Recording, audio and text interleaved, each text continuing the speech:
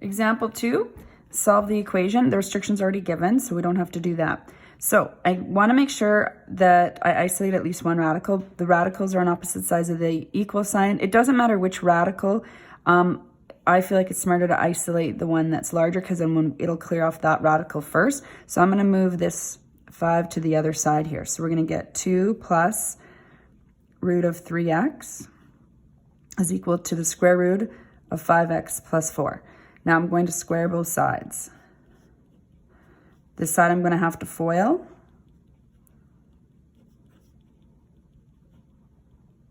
And this clears that off. Okay, so FOIL, 2 times 2 is 4.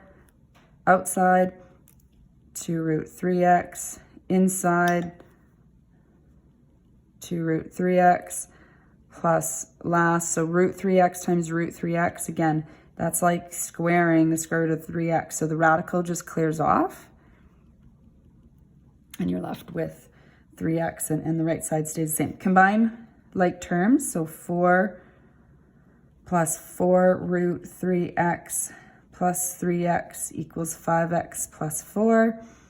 Now I still have a radical I need to isolate. So I got to repeat this process. I'm going to move the 4 and the 3x to the other side. So 4 root 3x is going to stay over here, but I'm going to move these over. So 5x minus 3x gives me 2x, and 4 minus 4, the 4s will actually cancel out. All right, next step. I want to square both sides, or if I can see how I have a coefficient of 4 and 2, if I want to divide this 2 off first just to make the numbers a little bit smaller before I square it, that's a good idea. You don't have to do that. It'll still give you the same answer if you didn't. Now I'm going to square both sides. So 2 squared is 4 times 3x equals x squared. So we get 12x equals x squared. Okay, still a quadratic that we need to solve for, so we're going to set it to 0. So x squared minus 12x equals 0 and factor. So x equals 0, x equals 12. Now we must check. 7 plus square root of 3 times 0 equals square root of 5 times 0 plus 4 plus 5. So 3 times 0 is 0. This will end up just being 7 equals square root of 4 plus 5. 7 equals square root of 4 is 2, so 2 plus 5 is 7. So x equals 0 worked. Let's check 12.